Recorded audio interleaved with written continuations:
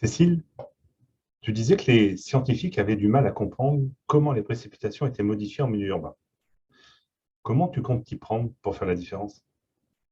En fait, à l'UQAM, on a la possibilité de lire la mémoire de l'eau. Donc, dans chaque averse, il y a des milliards de molécules d'eau et chacune renferme un trésor d'informations que nous parvenons à lire à la manière d'un square code qui nous renseigne sur l'origine de l'eau, mais aussi sur les processus de mélange, d'évaporation, condensation, les variations thermiques et qui nous permet au final de décrypter petit à petit le message complexe qui est contenu dans le cycle de l'eau en milieu urbain. Et ça n'avait jamais été réalisé jusqu'à maintenant. Alors, en résumé, lire les précipitations reçues en ville, les comparer avec celles reçues dans les zones moins urbanisées, devrait nous permettre d'identifier les différents processus qui sont à l'origine de ces changements.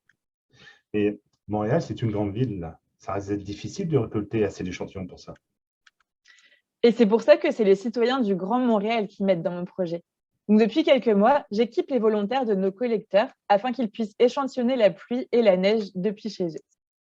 Là, tu parles de collecteurs, mais ils ont quelque chose de particulier? Oui, ce sont des collecteurs que nous avons spécialement conçus à l'UQAM pour éviter l'évaporation de nos échantillons, ce qui interférerait avec notre lecture de la mémoire de l'eau. C'est vraiment une bonne idée, cette idée de réseau participatif. Est-ce que ça avait déjà été fait avant? Non, Collecto, c'est vraiment une innovation dans le domaine. C'est le tout premier réseau participatif au monde à collecter des échantillons pour lire la mémoire des précipitations urbaines. Et tu pourrais nous expliquer comment ça fonctionne? En fait, je surveille les prévisions météo et je déclenche ponctuellement les échantillonnages lorsque des systèmes dépressionnaires s'approchent de Montréal, par exemple. J'informe les participants des détails de l'échantillonnage via notre site web quelques heures avant l'événement. C'est vraiment une chance que les citoyens de Montréal aient l'envie de s'impliquer dans ce genre de projets environnementaux.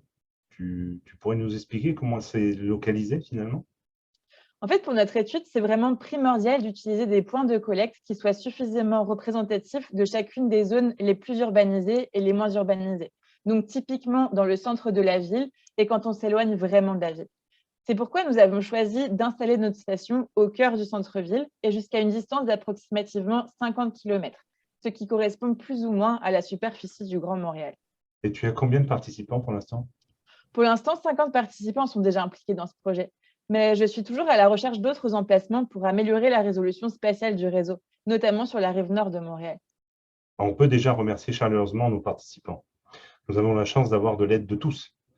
Mais maintenant, il faut continuer à parler du réseau autour de nous pour avoir plus de volontaires. Donc. C'est ça.